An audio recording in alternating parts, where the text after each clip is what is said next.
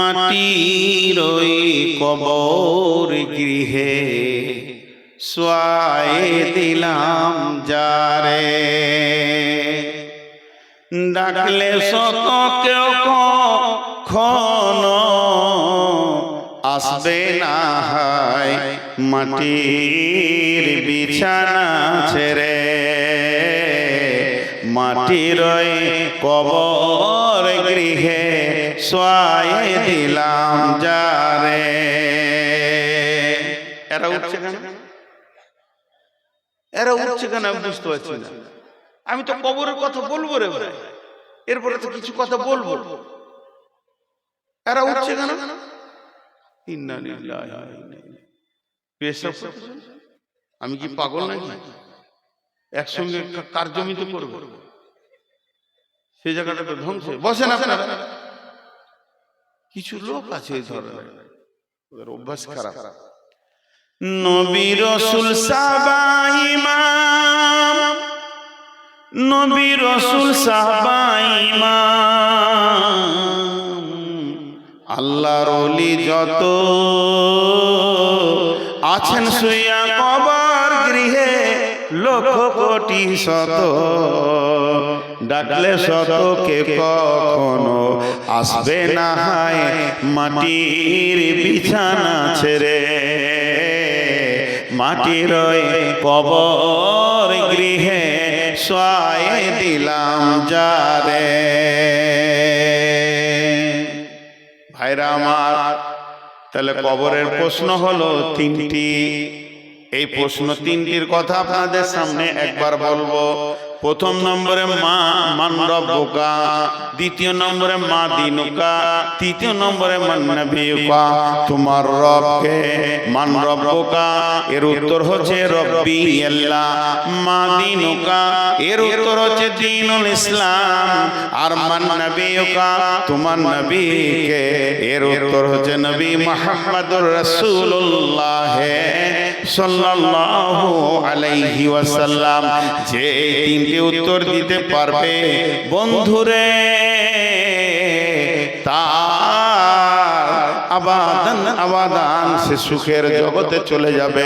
অতএব কবরে তিনখানা প্রশ্ন রেডি করে কবরে যেতে হবে। আপনি বলবেন মুখস্থ করে নেব, মুখস্থ তো আমার আছে।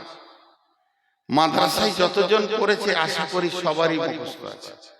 আর না হয় এই ছোট প্রশ্ন উত্তর আপনারা মুখস্থ করে কাগজে লিখে। জি না ভাই, ওখানে মুখস্থ বিদ্যা চলবে না, কোন রকমে মুখস্থ বিদ্যা ওখানে চলবে না, চলবে না, চলবে না, চলবে না। তাই যদি হতো, যারা আরবি ভাষায় কথা বলে তাদের কাছে তো এটা কঠিনই নয়, আর যারা অন্য ভাষায় বলে তাদের কাছেও কঠিন নয়, মুখস্থ করে নেবে। কিন্তু এই উত্তর দিবে কে? ইমানই বদলায়, ইমানই ক্ষমতাতে। রব ও রব, ফেরেশতা বলবে তোমার রব কে? তোমার রব কে? রবের আবিধানিক অর্থ কি? আগে রবের মানেটা জানি। রব মানে পালনেওয়ালা, রব মানে পরওয়ারদিগার। আমি ইংরেজি জানি না, শুনেছি রব মানে কেয়ারটেকার, যে তোমার সার্বিক চিন্তা করে সে রব।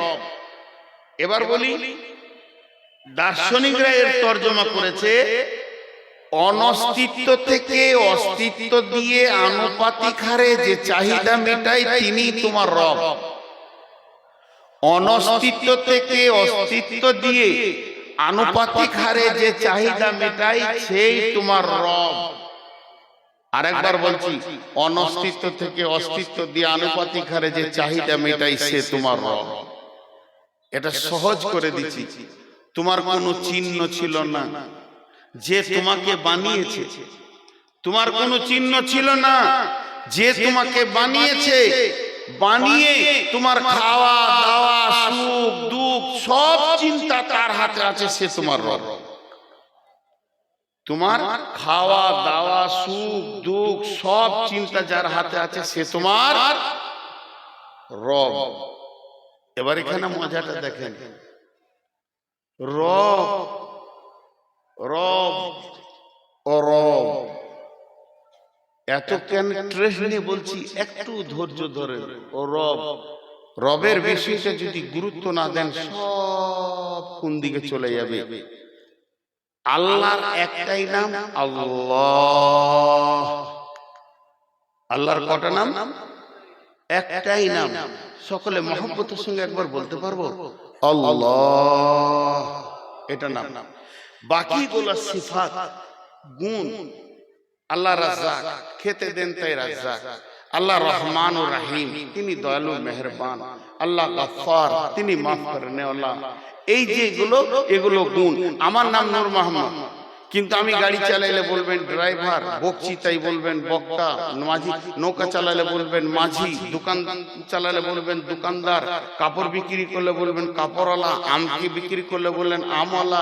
এগুলো আমার নাম নয়, এগুলো কাজ। তা আল্লাহর তার মধ্যে একটা কাজ হচ্ছে রব। রব মানে সারা বিশ্বকে তিনি পালনেওয়ালা, ওনার নাম আল্লাহ। তাহলে বিশ্বকে পালনেওয়ালা কে? আল্লাহ। জোরে বলেন, বিশ্বকে পালনেওয়ালা কে? আল্লাহ। এবার আমি জিজ্ঞেস করছি, তোমাকে পালনেওয়ালা কে? আল্লাহ। তো ও ফেরেশতা এটা আরবিতে বলবে মান রব্বুকা, তোমাকে কে পেলেছিল, তোমাকে কে সুখ দুঃখে ছিল, তোমার সব দিকটা কে লক্ষ্য করেছে? উত্তর হবে আল্লাহ। বুঝে এলো? এবার দেখেন আল্লাহ তাবারক ওয়া তাআলা যেদিন সমস্ত মানুষকে জন্ম দিলেন, হযরত আদম আলাইহিস সালামকে সৃষ্টি করার পর আদমের পিঠে এমনি হাত রাখলেন। হাত রাখার পর ঝুরঝুর করে বালুর মতো পড়লো। সমস্ত মানুষকে একসঙ্গে বানিয়ে নিলেন। কিয়ামত পর্যন্ত যত মানুষ আসবে তাদের আত্মাকে সামনে রেখে, সেদিন বিশ্ব নবী ওখানে ছিলেন, সমস্ত নবী ওখানে ছিলেন, সমস্ত যত মানুষ কিয়ামত পর্যন্ত আসবে সবগুলাকে এক জায়গায় জমা করে আল্লাহ তাবারক ওয়া তাআলা বলেন, আলাস্তু বিরাব্বিকুম, আমি কি তোমাদের রব নয়, পালনেওয়ালা নয়? আমরা বললাম কলু বালা। ভুলে যাব বলে পেছনে পেছনে কোরআন দিলেন, নবী দিলেন, আমরা ওটা মনে রাখতে পারবো না বলে দিয়ে দিয়েছেন। তাহলে আমরা আল্লাহ বলছি, কোরআনে যখন এসেছে তাহলে এই ঘটনাটা আমাদের ঘটেছে, আমরা আল্লাহকে রব বলে মেনে নিয়েছি। আল্লাহ এটা প্রথমেই কেন আমাদেরকে দিয়ে দিলেন? আল্লাহ এটা প্রথমেই কেন দিয়ে দিলেন? আল্লাহ এটা প্রথমেই দিলে কেন? জন্মের প্রথমে সিরিয়াল একে সে তার নিজের পরিচয়টা কেন দিলেন? আল্লাহ এই জন্যই এটাকে দিলেন, যেহেতু আখিরাতের প্রথমেই প্রশ্ন হবে তোমার রব কে।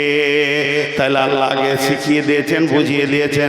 এরপরে কবরে যখন যাবেন ওই কথাটাই শুনতে পাবেন, মান রব্বুকা, তোমার রব কে। আর বান্দা বলবে রব্বি আল্লাহ। কোন বান্দা বলবে? যে বান্দা পৃথিবীতে রবওয়ালা জিন্দেগি করেছে, শিরক করে নাই, আল্লাহকে ভয় করেছে, আল্লাহকে ভরসা করেছে, আল্লাহর কাছে ডেকেছে, বিপদ আপদে প্রয়োজন আল্লাহর কাছে চেয়েছে, আল্লাহ ছাড়া সে কিছুই বুঝে না, সুখে দুঃখে লাভে লসে সব সময় আল্লাহকে জড়িয়ে ধরে যে থেকেছে, সেই কবরে বলবে আমার রব আল্লাহ। তার মানে এক কথাই বলে দিই, কবরে যাওয়ার আগে পর্যন্ত আল্লাহকে যে জড়িয়ে ধরে রেখেছে নিজের সঙ্গে, সে তাকে আর শিখাতে হবে না, তার মুখ দিয়ে অটোমেটিক বের হবে আমার রব আল্লাহ। নাম্বার 2, মা দিনুকা, তোমার দিন কি? মা দিনুকা, তোমার দিন কি? মা দিনুকা, তোমার দিন কি? কে বলবে আমার দিন ইসলাম। যে ইসলামের আইন যেগুলো আছে, ইসলামের নিয়ম যেগুলো আছে সমস্ত আইন নিয়ম কানুনকে যে দুনিয়াতে মেনে চলেছে, ইসলামের আইনকে যে মানে ছেড়ে দেয় নাই, ইসলামের নিয়মকে যে ছেড়ে দেয়নি, ইসলাম যা বলেছে তার উপরে চলেছে, নিজেকে ইসলামের গণ্ডির ভিতরে রেখেছে, কোরআনের আয়াতের ভিতরে রেখেছে, হাদিসের ভিতরে রেখেছে, যার আকীদা মজবুত আছে, যে নিজেকে এক পা পদস্খলন করেনি, ইসলামের বাইরে এসে যায়নি, তার মন চায়নি, ভুলবশত চলে গেছে, তোবা করেছে, ইসলামের আইন কানুন, ইসলাম বলেছে মদ খাবি না, মদ খায়নি, ইসলাম বলেছে জুয়া খেলবি না, তো জুয়া খেলেনি, ইসলাম বলেছে নামাজ পড়, তো নামাজ পড়েছে, ইসলাম বলেছে রোজা রাখ, রোজা রেখেছে। তার মানে ইসলামের আইন যত আছে যে মেনে মেনে চলেছে, ওকে যখন জিজ্ঞেস করবে মা দিনুকা, তোমার দিন কি, সে বলবে দিনুল ইসলাম। জি ভাই, কোরআনের একটা আইন আছে, কোরআনের ভিতরে একটা আইন আছে। একটু বুঝানোর জন্য বলি, আপনাদের অত্র এলাকায় এরকম লোক আছে কিনা একটু হানা বলবেন। আমি জীবদ্দশায় অনেক লোক আছে বেটিকে বাদ দিয়ে বেটার নামে লিখে দেয় জমি জায়গা। এমন আছে চারটা বেটা, সব বেটাকে বাদ দিয়ে ছোটটাকে দিয়ে দিলে ডিহিবাড়ি। এই লোক আপনাদের এলাকায় আছে? জলে বলেন আছে? আছে। ও কি ইসলাম মেনে নিতে পেরেছে? আপনি বলেন মেনে নিতে পেরেছে? পারেনি। ও যদি ইসলাম মানতো, চুপচাপ থাকতো, মাল আমার নয়, মাল আল্লাহর, আমাকে রাখাল বানিয়েছে তাই আমি রেখেছি, আমি মরবো, আমার কোরআন ফয়সালা দিবে কে লিবি কতটা, ঝামেলা শেষ। তাহলে ইসলামের আইনে কোন রকম আমি নিজে কিছু করব না, ইসলামকে ইসলামের মতো করে রেখে দিব। তো ওই লোকটা যখন কবরে যাবে, ওকে জিজ্ঞেস করবে তোমার দিন কি, ও বলবে আমার দিন ইসলাম। মান নবিয়ুকা, মান নবিয়ুকা, তোমার নবীকে। এখন একটা নতুন জিনিস উঠেছে, আজ বই বিজিবি বড় পারা কাগজ এমনি করে লেবার আছে, I love Mohammad, I love Mohammad. ভাই রে, আমাদের ভারতবর্ষে মোদী সরকার আছে, কিছুই করছে না। যদি এখন উমর ফারুক থাকতো, সবদিকে পিঠে লাল করে দিত আই লাভ মোহাম্মদ বলা। যত বলা আই লাভ মোহাম্মদ নিয়ে দৌড়ছে, একটার মুখে দাড়ি নাই। মোহাম্মদ সাল্লাল্লাহু আলাইহি সাল্লামকে চেঁচে ফেলে দিয়েছে, মুখে দাবি করছে আই লাভ মোহাম্মদ। চলবে না বন্ধুরে, চলবে না, চলবে না, চলবে না। তার কারণ আমার বডিতে নবী মুহাম্মদ সাল্লাল্লাহু আলাইহি সাল্লাম থাকবে, তবে আমি বলবো আই লাভ মোহাম্মদ।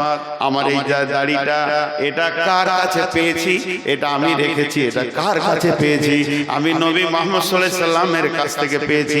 এই যে দাড়িগুলো কটা হালকা হয়ে ছোট হয়ে গেছে, আমি কাটতে পারছি না কেন? আমি নবী মুহাম্মদ সাল্লাল্লাহু আলাইহি সাল্লামকে ভালোবাসি, তিনি আমাকে পারমিশন দেয়নি, তাই আমি কাটিনি। আমি বলবো মুহাম্মদ সাল্লাল্লাহু আলাইহি সাল্লামকে ভালোবাসি, শুধু মুখে বললে হবে না।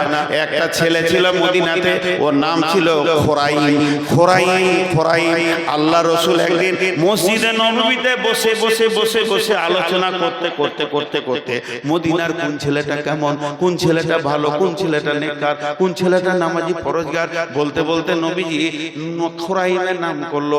খোরাইম খুব ভালো ছেলে, ঠিক টাইমে টাইমে নামাজ পড়ে, খুব সুন্দর ইবাদত করে।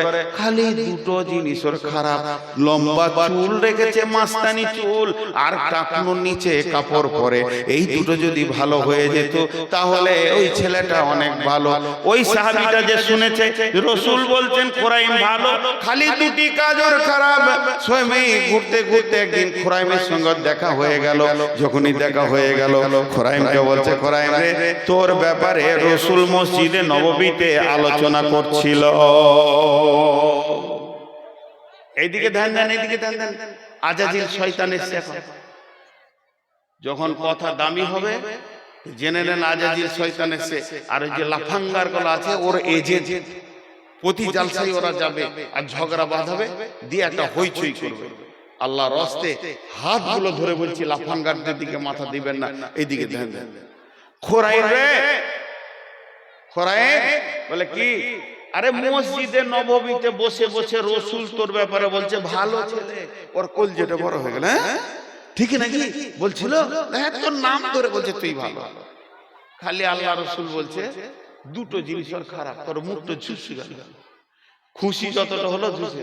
কি খারাপ বলছে? বলছে তুই টাকার নিচে কাপড় পরিস, আর ওই যে চুল রেখেছিস মাস্তানি, যেটা সুন্নত লয়। আমার রসুল এই দুটো অপছন্দ করেছে।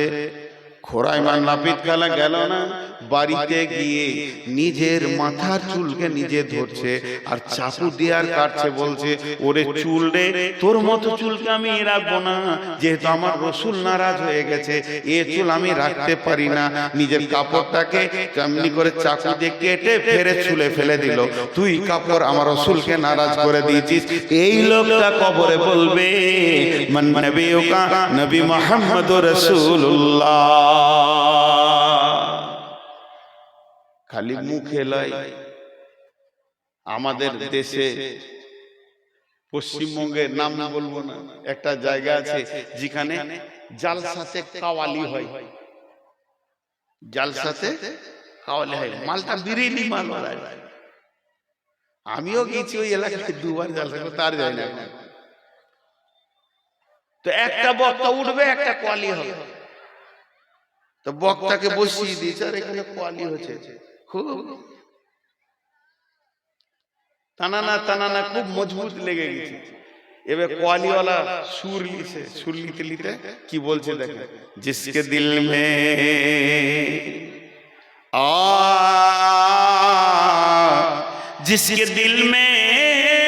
जिसके दिल में मोहब्बत रसूल नहीं, वो मुमिन नहीं, मुमिन नहीं, मुमिन नहीं। কথাটা সত্য, যার দিলে রসুলের মহব্বত নাই ও কোনোদিন মুমিন হতে পারে না। আর নিজের থেকে, নিজের মা বাপ ভাই বোন এবং নিজের জান থেকে রসুলকে ভালোবাসতে হবে। বিশ্বনবী বলেন, উমর রে তুমি কি তোমার নিজের থেকে আমাকে ভালোবাসো? উমর বলেন না। রসুল বলেন, এখন তুমি কামেল মুমিন হতে পারোনি, তোমার ঈমান পাকা হয়নি। হযরত উমর দেখলেন না আমি না বুঝে বলে ফেলেছি, কিন্তু আসলে আমার জান থাকতে রসুলের জানকে কাউকে দিতে দিব না। বলে হুজুর ওটা ইমোশনাল বলে দিয়েছি, এখন আমি বুঝে বলছি আমার জান থেকে আমি ভালোবাসি। নবীজি বললেন তুমি কামিল মুমিন হয়েছো। জঙ্গে খন্দকে আল্লাহ রাসূল তাবুর গায়ে আছে, হযরতে সাদ রাদিয়াল্লাহু তাআলা আনহু এতগুলো তলোয়ার নিয়ে ঝানক করে রেখেছে আঁধারে। রসুল বলছে শব্দটা উঠলো, এবার অতগুলো তলোয়ার রসুলের তাবুর পাশে হযরতে সাদ রাখলেন, আর আল্লাহ নবী আঁধারে ঝড় বৃষ্টিতে দেখতে পাইনি। তবে নবী আইডিয়া করে বলছে কে সাদ নাকি? হযরতে সাদ বলেন, ইয়া রাসূলুল্লাহ, হ্যাঁ আমি সাদ এসেছি, আমি তলোয়ার নিয়ে হাজির হয়ে গেছি। বলে এত রাত্রিতে কেন? বললেন আমার মতো সাদের লাখো প্রাণ থেকে একটা নবী মুহাম্মদের প্রাণের দাম অনেক বেশি, তাই আমি তলোয়ার নিয়ে এসেছি, আপনাকে সারা রাত পাহারা দিব। হযরতে তালহা রাদিয়াল্লাহু তাআলা আনহু যখন উহুদের প্রান্তে দেখলে রসুলকে লক্ষ্য করে তীর আসছে, একাই বুকে 180টা তীরকে গ্রহণ করেছিলেন আর রসুলকে তীর থেকে বাঁচিয়েছিলেন। এর জন্য যার দিলে রসুলের মহব্বত নাই ও মুমিন হতে পারে না। কোয়ালিতে ঠিকই বলেছে, ঠিকই বলেছে, একবারে ঠিক বলেছে। কিন্তু যে মৌলভী সাহেব বসে আছে ওর পরে বায়ান করবে, ওর কলজেটা জ্বলছে ওর কথা শুনে। দেব সভাপতি বলছে এরপরে নূর মোহাম্মদ এলো, তো লোক তো জানে যে নূর মোহাম্মদ উঠেছে মানে কোয়ালি বলবে না, প্রথমেই বলবে আসসালামু আলাইকুম, দিয়ে বলবে আলহামদুলিল্লাহি নাহমাদুহু ওয়া নাস্তাঈনুহু ওয়া নাস্তাগফিরুহু। যখনই বলেছে অমুক মাওলানা এলো, তো মাইকে সালামও দেয়নি, নাহমাদুহু বলছে না, মৌলভী সাহেব বলছে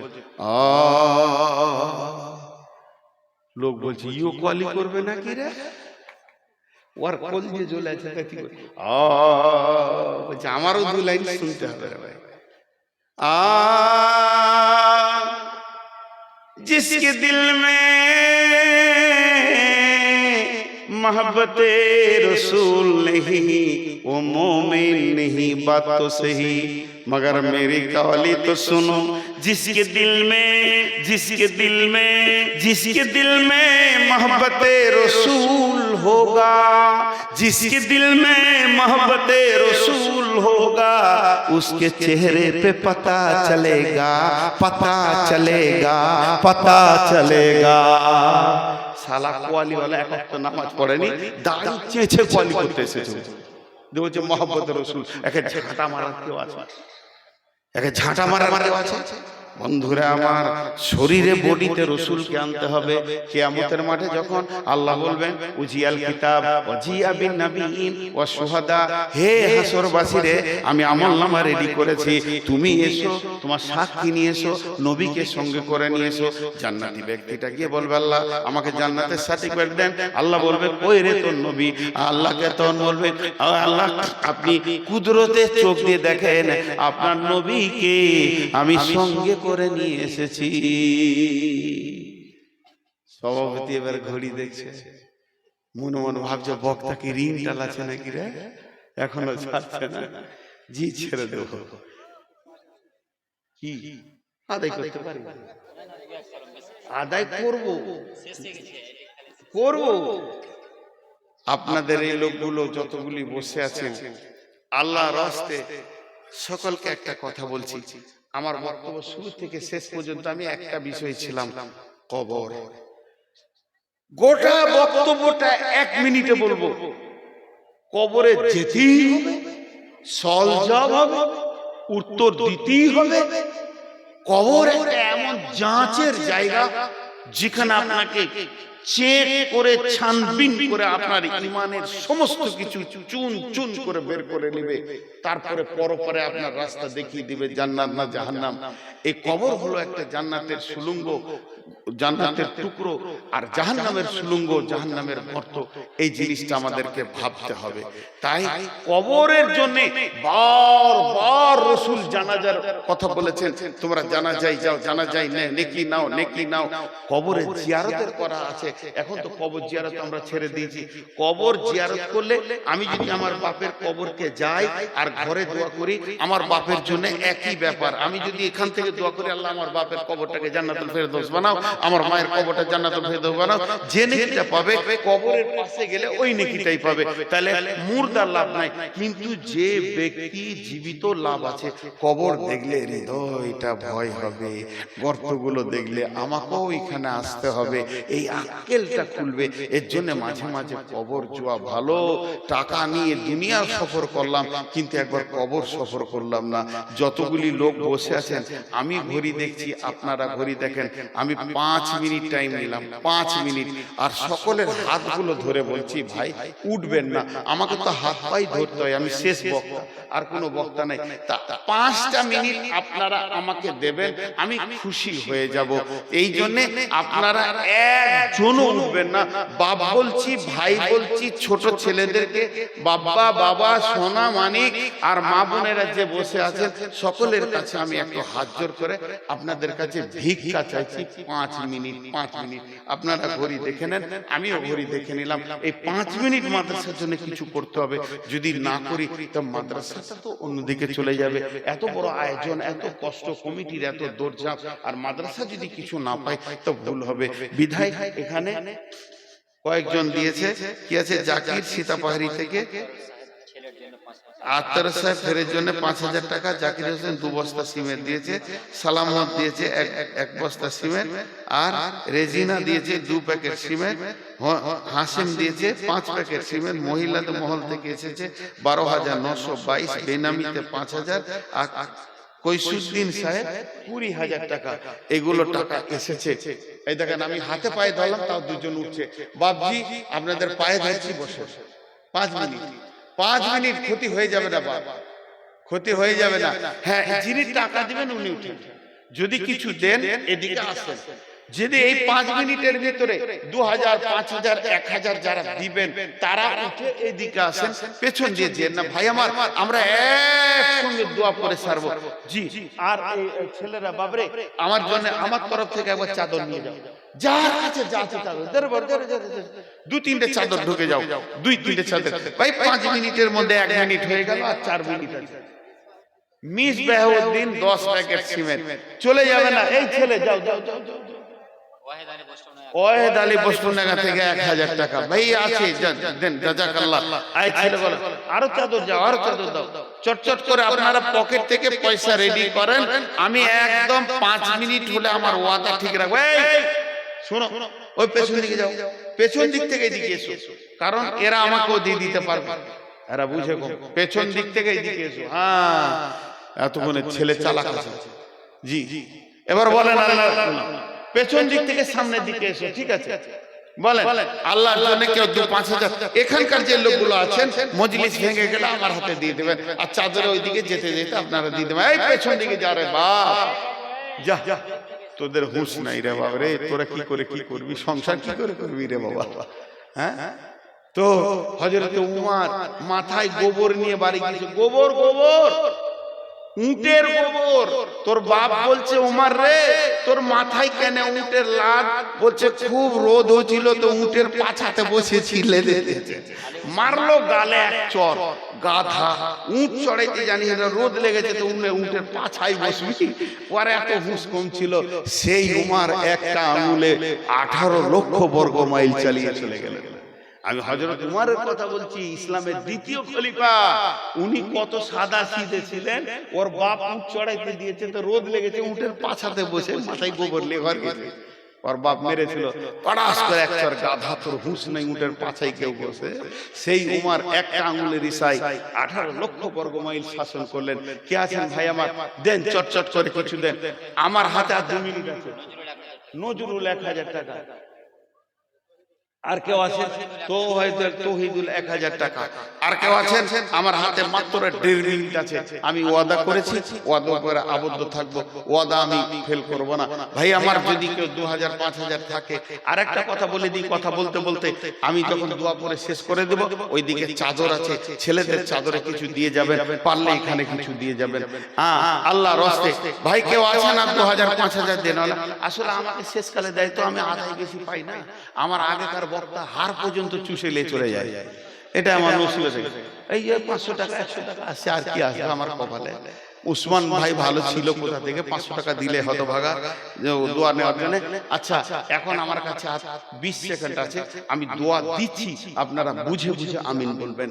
এই আল্লাহ, সন্ধ্যা থেকে নিয়ে এই পর্যন্ত যত কোরআন হাদিসের আলোচনা হয়েছে, সব আমাদেরকে আমল করার তৌফিক দাও। এই আল্লাহ, আজকে কবর নিয়ে আলোচনা করলাম। আমরা কবরে হিসাব চাই না তোমার কাছে, আমরা হাসরে হিসাব চাই না, আমরা কবরে সজবাব চাই না, আমরা কাজেই তোমার দয়া, তুমি আমাদেরকে দয়া করো। হে আল্লাহ, কবরে কাউকে চাই না, মাকে চাই না, বাপকে চাই না, ভাইকে চাই না, বোনকে চাই না। মাবুদ, তুমি আমার সঙ্গী হয়ে যেও, তাহলে আমাকে আর ভয় লাগবে না।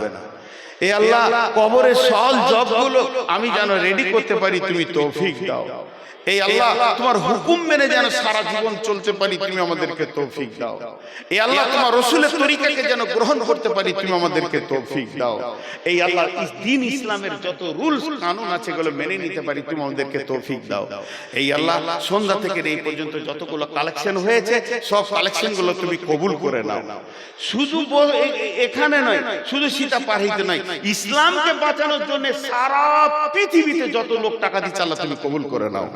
এ আল্লাহ, আমাদের মা, বাপ, ভাই, বোন, আত্মীয় স্বজন, শিক্ষক, ডাক্তার, মাস্টার, ইমাম, মুয়াজ্জিন, আর আউলিয়া, ওলি, গাউস, কুতুব, আব্দাল, যতগুলো কালেমা নিয়ে কবরে গেছে, আল্লাহ তাদেরকে মাফ করে দাও, আল্লাহ তাদেরকে ক্ষমা করে দাও।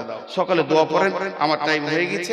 সুবহানাকা আল্লাহুম্মা ওয়া বিহামদিকা ওয়া আশহাদু আল্লা ইলাহা ইল্লা আনতা আস্তাগফিরুকা ওয়া আতুবু ইলাইকা। আপনারা উঠতে পারেন, কিন্তু আমি বসে থাকবো 2 মিনিট। কারো যদি কিছু দেওয়ার থাকে দিয়ে যান, আল্লাহর রাস্তায়। মেয়েকে বিয়ে দিয়েছে, ওই বাবাও তার মেয়েকে দেখতে পায় না। যেই ভাই চোখের পানি ভাসিয়ে দিয়ে বুকে করে লালন পালন করে নিজের ছোট্ট বোনকে বিয়ে দিয়েছিল। ওই ভাই আজকে বোনকে দেখতে পায় না বন্ধুরে, কারণ একটাই, আমার বোনের তালাক হয়ে গেছে। বলুন ঠিক না বেঠিয়ে বন্ধু? এই জন্য আল্লাহর নবী বলতেছেন, শোনার কোন বান্দি যদি স্বামীকে অসন্তুষ্ট করে মারা যায়, ওই বান্দি যেন মনে রাখে ওর স্বামীকে যদি সন্তুষ্ট করতে পারে আল্লাহর জান্নাতে যাবে, আল্লাহর জান্নাতে যাবে। আর যদি অসন্তুষ্ট করে মারা যায় আল্লাহর জাহান্নামে যাবে। বন্ধুরে, আপনাদের ওয়ার্ডের একটা ছেলে বিয়ে করে নিয়ে আসলো, ধরে নেন সুদি থেকে, মনে করেন বহরমপুর থেকে বিয়ে করে আনলো। মেয়েটার সঙ্গে তার কোনো কানেকশন ছিল না, ঘটকের মাধ্যমে, আপনারা ঘটক বলেন তো, ঘটকের মাধ্যমে বিয়ে হলো। বিয়ে হয়ে যাওয়ার পর বাসর রাতে ছেলে মেয়েকে দেখতেছে, মেয়ে ছেলেকে দেখতেছে। উভয় সম্মতিক্রমে যখন 1 সেকেন্ডের দেখেন মহাব্বত কত গভীর লম্বা। মেয়ে যখন ছেলেকে দেখে নিল, দেখে নেওয়ার পর মেয়ে ছেলেটা সঙ্গে সঙ্গে ডিসাইড করে নিল, আহারে এটাই আমার স্ত্রী, একে নিয়ে আমাকে মত পর্যন্ত থাকতে হবে। জোরে বলুন সুবহানাল্লাহ। আর যখন স্ত্রী স্বামীর দিকে তাকিয়েছে, 1 সেকেন্ডের প্রেম কতটা লম্বা হতে পারে, মেয়েটাও ডিসাইড করে নিল এইটা আমার স্বামী, একে নিয়ে আমাকে মত পর্যন্ত সংসার করতে হবে। বন্ধুরে, মাত্র 1টা বছর বোনকে তুমি বাড়ি রেখেছো বলে তোমার চোখের জ্যোতি খারাপ হয়ে গেল, তোমার বাপ দুশ্মন হয়ে গেল, ভাই দুশ্মন হয়ে গেল, মা দুশ্মন হয়ে গেল। কিন্তু যখন স্বামী স্ত্রী যদি বুড়া বুড়ি হয়ে যায়, 90 বৎসরের যদি স্ত্রী বুড়ি হয়, আর তবুও দেখবেন 95 বৎসরের বুড়িটা, বুড়াটা ওই বুড়িটাকে খাওয়িয়ে দেয়। বলুন ঠিক না বেটি? আল্লাহ বলতেছেন, বান্দিরে কোনদিন তোমরা স্বামীর উপরন্ত কথা বলবে না, কটাক্ষ করে কথা বলবে না।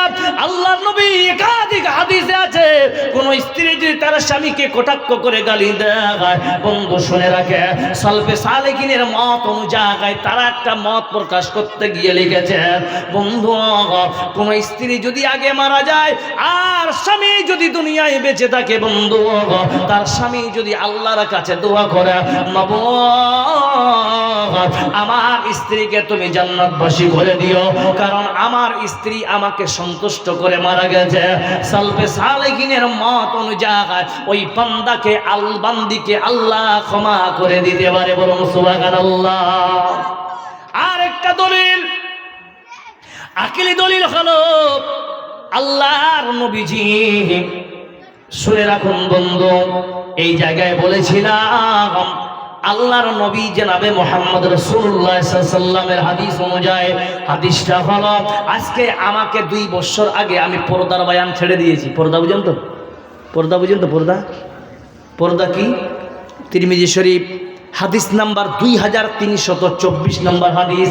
আন আবি হুরায়রা রাদিয়াল্লাহু তাআলা আনহু قال قال رسول الله صلى الله عليه وسلم।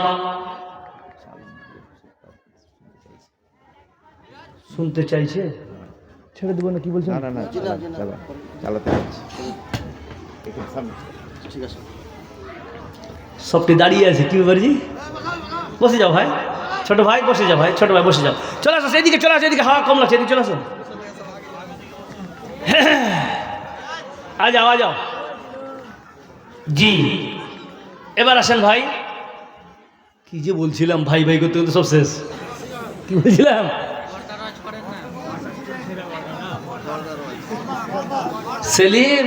সেলিম বুঝতে পেরেছে খুব ভালো করে। হ্যাঁ, বলছি পর্দার ওয়াজ আমি করি না। কেন করি না বলেন? আমি আপনাকে বলে যাচ্ছি। আগে সবাই 1 টাকার হাত খাড়া করেন, হাত খাড়া করেন, হাত খাড়া, কেউ বাদ যাবেন না। আমি আপনাকে বলি যে পর্দা, আপনি আজ থেকে পর্দার বয়ান শোনার, আমি বলি যে পর্দার বয়ান বহুত মৌলবি করে কি করে না?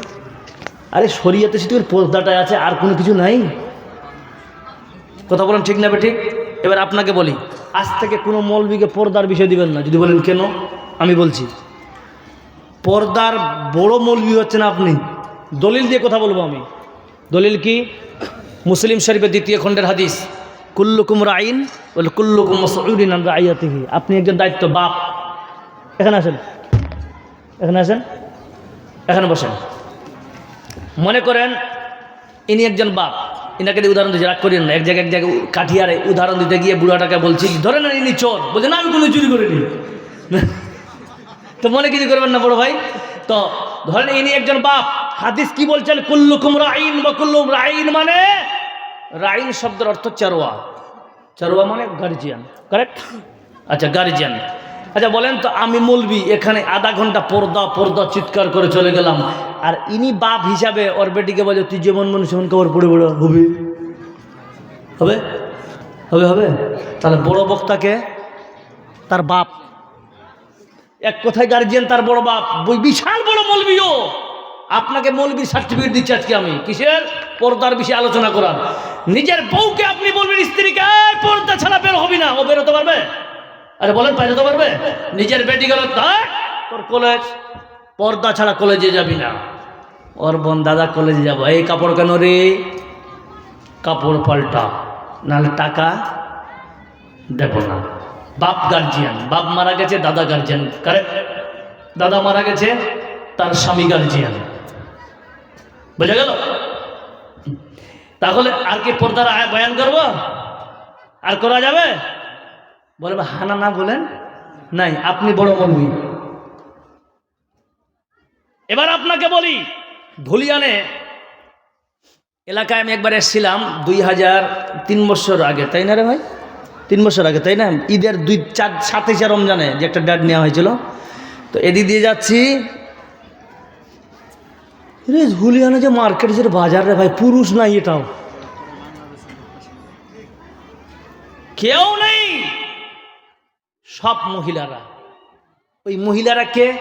নিশ্চয় আমার বোন, আমার মা, আমার বেটি, আমার স্ত্রী, তাই তো? তা আমি মনে করলাম, আমি এখানকার কথা বলছি না, আমি প্রায় জায়গায় কথা বলছি, আমরা কি হিজড়া হয়ে গেলাম? আমি এখন দলিল দিব একটার পর একটা। আপনি দায়ুস, এক কথায় দায়ুস কাকে বলে জানেন? করে না সব দায়ুস দায়ুস মনে করে। এক কথা কি জানেন? স্ত্রী, বেটি, খালা, মা। ভালো করে বুঝেন। মায়েরা বসে আছে না পালিয়ে গেছে? আছে আছে, মোটামুটি ওরা বুঝে যাবে, কিন্তু এদেরকে বুঝার মতন ক্ষমতা নাই। কিন্তু কেমন বুঝাতে হবে এটা আজকে আপনাকে একটা পয়েন্ট দিয়ে যাব। কেমন? যে ওই মেয়েরা, ওই বোনেরা, ওই বেটিরা নিশ্চয়ই তো কারো না কারো ঘরের কিনা, ঘরের কিনা। আচ্ছা, আমরা কি এত দুর্বল হয়ে গেছি রে ভাই যে নিজের বোনদেরকে আমাদের বাজারে পাঠাতে হচ্ছে? এই জন্য বলছি দায়ুস শব্দের অর্থ হচ্ছে এটাই, যে স্ত্রী, বেটি, মারা ওরা যেমন চলতে চায়, আপনি গার্জিয়ান যতদিন আছেন আপনি তাকে সাপোর্ট করছেন বেপর্দা হিসাবে, যদি এটার নাম দায়ুস। সোজা বাংলা শুনে নেন, আপনার বেটি যদি বেপর্দায় থাকে আর আপনি সাপোর্ট করেন, আপনি দায়ুস। আপনার স্ত্রী বেপর্দা থাকবে, শরীয়তের বাইরে আমল করবে, আপনি দায়ুস। এক কথা মনে রাখবেন, অ্যাকচুয়ালি আপনার স্ত্রী যে শরীয়তের বাইরে যেগুলো আমল করবে আপনি সাপোর্ট করেন, আপনি দায়ুস। কথাগুলো বুঝে আসছে? শুধু বেপর্দায় চলবে দায়ুস এর নাম নয়, আপনার স্ত্রী শরীয়তের বিরুদ্ধে যেগুলো আমল করবে, এক কথায় আপনি সাপোর্ট করলে আপনি দায়ুসের অন্তর্ভুক্ত, কারেক্ট? বোঝা গেল? তাহলে আমার মাদেরকে বলবো যে আপনি বাজার করার কে? আপনি বাজার করার কে? দলিল কোরআন থেকে, সূরা নূর থেকে এসে, আর রিজালু কাওয়ামুনা আলান নিসা। আল্লাহ কি বলছেন? মহিলাদের নেতা আমি বানিয়েছি পুরুষকে। পুরুষ স্ত্রীর শাড়ি কিনবে, স্ত্রীর ব্লাউজ কিনবে, এভরিথিং, যে সমস্ত প্রয়োজনীয় জিনিস সমস্ত কিনবে স্বামী স্ত্রীর জন্য। বলুন ঠিক না বেঠিক? এটা কের দলিল? আমার দলিল? আল্লাহ নবীর কথা না আল্লাহর কথা? যারা বলেন কার কথা? আল্লাহর কথা। এবার দেখেন, অত সহজে জান্নাত পাবেন না। আল্লাহ বলছেন আর রিজালু কাওয়ামুনা আলান নিসা, আমি মহিলাদের নেতা বানালাম পুরুষদেরকে। যদি এই আয়াতের কেউ অস্বীকার করে, জান্নাতি না জাহান্নামী? কথা বলেন। অস্বীকার করা আয়াতের, জান্নাতে যাবে না জাহান্নামে? আল্লাহর দ্বারা। এবার আপনি বুঝে নেন, আপনি নেতা আপনাকে বানিয়েছেন, আপনি যদি উল্টা হন, আপনার স্ত্রী যাচ্ছে আপনার কাপড় কিনতে, বাজারে একাই ঘুরতেছে, বেপরদা হয়, এটা বেপরদায় সাপোর্ট। আপনি বাড়িতে থাকলেন, তার মানে আপনি একাই আপনার স্ত্রীকে ঘুরতে নিয়ে যেতে পারেন, এটা সাপোর্ট। এটা শরিয়ত বলতেছে স্বামীর সঙ্গে যাবে স্ত্রী, কোনো বিধিদা নেই, কোনো আপত্তি নেই, কিন্তু একাই স্ত্রী বেটি যাবে না। বোঝা গেল কথাগুলো? জি। এবার আসেন তিরমিজি শরীফের হাদিস যেটা বলছিলেন, আন আবি হুরায়রা রাদিয়াল্লাহু তাআলা আনহু قال قال قال রাসূলুল্লাহ সাল্লাল্লাহু আলাইহি সাল্লাম আল মারআতু আওরাতুন। আল্লাহর নবী বলতেছেন মহিলারা হচ্ছে পর্দার জিনিস। কিসের জিনিস? কিসের জিনিস? পর্দার জিনিস। মারআত, আল মারআতু, মারআত শব্দের অর্থ হলো ইমরাত, এর বহুবচন, এর মানে হচ্ছে মহিলা। আর আওরাত শব্দের অর্থ হলো পর্দা।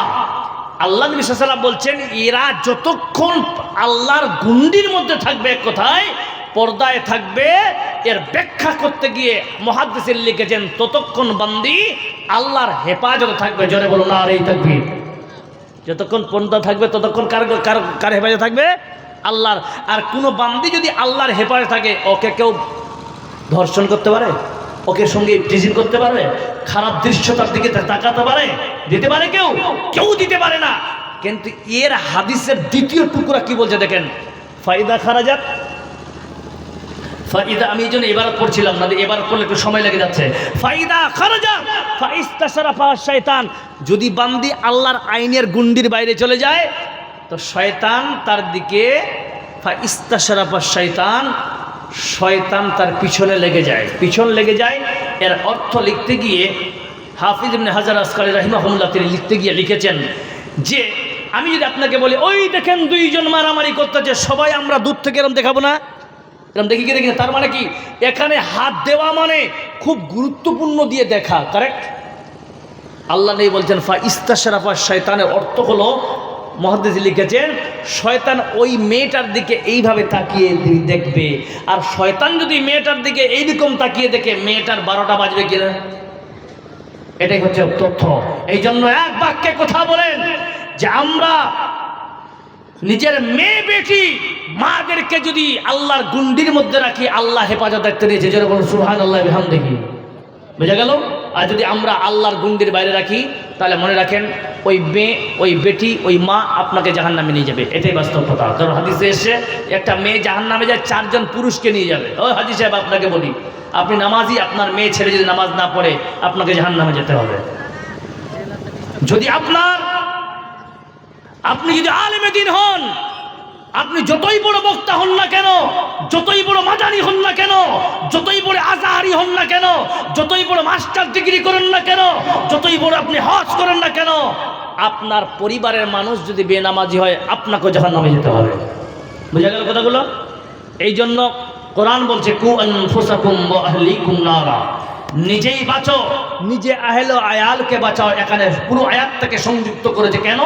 যখন নিজে তুমি বাঁচবে, তোমার প্রথমে নিকটবর্তী তোমার স্ত্রীকে বুঝাও, তোমার স্ত্রীকে দ্বীনের পথে নিয়ে আসো, তোমার আলে আউলাদকে নিয়ে আসো, তোমার মা বাবা ভাই বোনদেরকে নিয়ে আসো।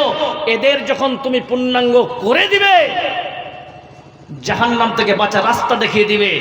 আল্লাহ বলছেন সূরা আল ইমরান আয়াত নম্বর 110, কুনতুম খায়রা উম্মাতিন উখরিজাত লিন-নাস তা'মুরুনা বিল মা'রুফ ওয়া তানহাউনা আনিল মুনকার ওয়া তু'মিনুনা বিল্লাহ।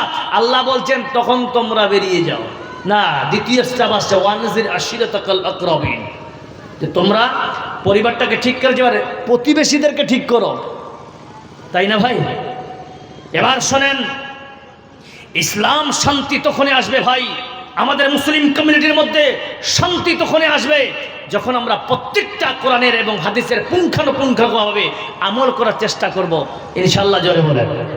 আজ আমরা মুসলিম কমিউনিটির মধ্যে বোঝা যায় না, আমাদের ছেলেরা মেসি কাটিং করতেছে। এটা কি শরীয়তের মধ্যে পড়ে? কি ভাই করে? কি আপনাদের এলাকায় 1 জানুয়ারি পালন করেছে কিনা কেউ বা কারা? এগুলা কি আমাদের মুসলিম কমিউনিটির মধ্যে পড়ে? জি না। দলিল নিয়ে না যুবক ছেলে, তোমাকে বলি, যদি করে থাকো আজ থেকে তওবা করো। মুসনাদ আহমদ রিওয়ায়াত, হাদিসটা আবু দাউদ শরীফে নিয়ে এসেছেন। হাদিসের রাবি হচ্ছেন আন উমামাহ আল বাহিলি রাদিয়াল্লাহু তাআলা আনহু قال قال رسول الله صلى الله عليه وسلم من تشبه بقوم فهو منهم ومن احب قوما حشر معهم। এই যুবক ভাই তোমাকে বলি, তুমি রাত্রিতে অনেক মানুষ একটাই বাক্যে একটা ব্যবহার করি, ছেলেরা গান শুনে কি শুনে না? শুনে। কোনো বান্দা যদি গান শুনতে শুনতে মারা যায়, যেই গায়কের গান শুনতে শুনতে মারা যাচ্ছে ওর সঙ্গে তোমার হাসর হবে। কথাগুলো বুঝে আসছে? তোমার চুল যদি মেসি কাটিং থাকে, রোনাল্ডোর মতন কাটা থাকে, বিরাট কোহলির মতন কাটা থাকে, এইরকম যারা সেলিব্রিটি মানুষ, যাকে তোমরা নিজের মনে করেছো যে এটাই আমার ফ্রেন্ড, বাট তোমাকে এই জাহান্নামে নিয়ে যাবে, তুমি যদি ওই অবস্থায় মারা যাও ভাই, তোমার হাসর হবে ওর সঙ্গে। এটা আমার কথা নয়, হাদিস কথা বললাম আমি। মান তাশাব্বাহা বিকওমিন, তারপরে হাদিসটা কি বলে? মান আহাব্বা কওমান। হ্যাঁ, তুমি তাকে মহব্বত করেছো, ওই কওমের আমলকে তুমি মহব্বত করেছো, হুশিরা মাহুম, তার সঙ্গে তোমার হাসর হবে। এটাই বাস্তব কথা। যুবক, রাত্রিতে কোনোদিন হেডফোন লাগিয়ে গান শুনতে শুনতে ঘুমাবে না। বলো ইনশাআল্লাহ। হ্যাঁ, তুমি শোনো, কোরআনের আয়াত তুমি লাগিয়ে শুনতে পারো। তুমি যদি বেনামাজি হও আর কোরআনের আয়াত শুনতে শুনতে তোমার যদি মারা যাও, আল্লাহ যে দয়া করে তোমার প্রতি রহম করতে পারে কি পারেন? আল্লাহ হয়তো সাবসিডি দিয়ে তোমাকে পাপ করে দিতে পারে। বলুন সুবহানাল্লাহ। লাস্টে আল্লাহ পর কোরআন শুনতে দিন শুয়ে করে নামাজ না পড়তে পারি, আল্লাহকে গিয়ে বলতে আল্লাহ দয়া হয় মাফ করে দিতেও পারে। কিন্তু তুমি দারু খেয়ে মরে যাবে, তুমি গান শুনতে শুনতে মরে যাবে, তুমি শরীয়তের বিরুদ্ধে কিছু আমল করে মারা যাবে। আল্লাহ বলছেন হুশিরা মাহুম, নবী কারীম সাল্লাল্লাহু আলাইহি ওয়াসাল্লাম বলছেন হুশিরা মাহুম। হুশিরা মানে তার সঙ্গে হাসর করা হবে, মাহুম তার সঙ্গে। কথাগুলো বুঝে আসছে? আল্লাহ তাআলা আমাদেরকে হেফাজত করুন, জোরে বলুন আমিন। এবার মায়েরা বসে আছেন, আপনাকে বলি যে আজ আমাদের সমাজে সবথেকে বড় খতরনাক হয়ে গেছে, আমরা স্বামীর সঙ্গে কোথায় কোথায় তর্ক করি। করি কি করে না? করি কি করি না? স্বামী স্ত্রী মারামারি শুরু হয়ে গেল, চিৎকার শুরু হয়ে গেল। আপনাদের এলাকায় আছে না? না আছে না? নাই? আমি বলি, মেয়েদের আওয়াজটাও পর্দা। বুঝা গেল? মেয়েদের আওয়াজটাও পর্দা, এদের আওয়াজটা পর্দা। যেহেতু পর্দা বলা হয়েছে, তাহলে এদের আওয়াজটাও খুব শর্ট হবে, খুব স্মুথ হবে, বাড়ির চার দেওয়ালের মধ্যে যেন থাকে। বলুন ঠিক না বেঠিক? আচ্ছা, এদের আওয়াজটা বেশি হলো, তার ক্ষতি কি দাঁড়ালো আমাদের সমাজে? ক্ষতিটা দেখতে হবে তো। ক্ষতি হলো এই যে আগে 2015-র আগে আমরা ইয়াং জেনারেশন দেখতাম যে ওই গ্রামের একটা ছেলে আর এই গ্রামে একটা মেয়ে পালিয়ে বিয়ে করেছে। কারেক্ট? আরে ছিল কি ছিল না? আগে ইয়াং জেনারেশন পালিয়ে বিয়ে করতো। কিন্তু 2015-এর পর যখন আমরা নিজের স্ত্রী বোন বাদেরকে যখন আমরা ওপেন করলাম, ওপেন মানে স্বাধীন হিসাবে ওদেরকে ছেড়ে দিলাম যে তোরা জীবন সেই গুজরে, তোরা বাজারে যাবি কি করে, তোর মনে কর টাকা আমার চেয়ে বেশি স্বামীর কাছে সময় নেবে, 10,000 কত লাগবে, 5,000, আরও 5 নেয়, আমাকে টাইম নেই, তুই নিজের মতো বাজার করে নে। বলে না দাদা? এটা ক্ষতিটা কি দাঁড়িয়েছে আমাদের সমাজে জানেন? এখনকার বাজারে ছেলে মেয়ে ইয়াং জেনারেশন পালিয়ে কম বিয়ে করছে, বেশিরভাগ কে বিয়ে করছে জানেন? 3-4 বাচ্চার মায়েরা। আরে কথা বলো ঠিক না বেঠিক? কে বলছে গুড? তোর পালিয়েছে রে। বলুন ঠিক না বেটি ভাই? এই 3-4 বাচ্চার মায়েরা পালিয়ে বিয়ে করতেছে কেন? এর সলিউশন বলছে কোরআন। কি সলিউশন? আল্লাহ বলছেন লা তাদখুলু বুয়ুতান গায়রা বুয়ুতিকুম হাত্তা তাস্তাগনিসু ওয়া তুসাল্লিমু। আল্লাহ পাক বলতেছেন তোমার বাড়িতে কাউরে বাড়িতে যখন তুমি যাবা, বিনা পারমিশনে তুমি কোনোদিন প্রবেশ করবে না। পারমিশন পেয়েছো গোলাম, এবার তুমি সালাম করো। বলুন সুবহানাল্লাহ। সালাম করো। এবার দেখেন, এই জায়গায় মনে রাখবেন মায়েরা আমার, আপনার বাড়িতে আপনার স্বামীর বন্ধু গেল, গিয়ে বলছেন ও আব্দুর রহমান ভাই বাড়িতে আছো। এই জায়গায় মাদের ভূমিকা কি হবে দেখেন। আল্লাহর কোরআন দিয়ে যেটা ব্যাখ্যা আপনাকে দিতেছি সেটাই শুনবেন। আল্লাহ তাআলা বলতেছেন লা তাদখুলু বুয়ুতান গায়রা বুয়ুতিকুম, তোমরা কাউরে বাড়িতে যখন প্রবেশ করবে হাত্তা তাস্তানিসু, পারমিশন নেবে। এবার আপনার বন্ধু, আপনার স্বামীর বন্ধু বাইরে থেকে বলছেন আব্দুর রহমান বাড়িতে আসো। স্ত্রী যদি দিনী হয়, স্ত্রী যদি শরিয়ত বুঝে, তাকে কি রকম জবাব দিতে হবে শোনো। আল্লাহর নবীর ভাষা অনুযায়ী মুহাদ্দিসিন বলেছেন, বন্দি তোমাকে ওই জায়গায় কর্কশ ভাষা ইস্তেমাল করতে হবে, ব্যবহার করতে হবে। কি ভাষা? কর্কশ। কেমন কর্কশ জানেন? কে আপনি? কাকে চাই? আচ্ছা, এইরকম যদি স্ত্রী বলে, ওর বন্ধুর লাইফও আসবে। কোথাও আসবে? আসবে না। রাস্তায় দেখা হলো আব্দুল্লাহর সঙ্গে, আব্দুল্লাহ মানে ওর বন্ধু। বুঝে আব্দুর রহমান কোথায় গেছিল? ভাই তোমার বাড়িতে গেছিলাম, তো চলো বাড়িতে। বুঝেন না ভাই, যা গল্প রাস্তায়, বাড়িতে আর যাওয়া যাবে না। কেন, কি হলো? বুঝি তোর এটা বহু রে, দাঁত জ্বালা ঠিক না আওয়াজ বলে বিরা।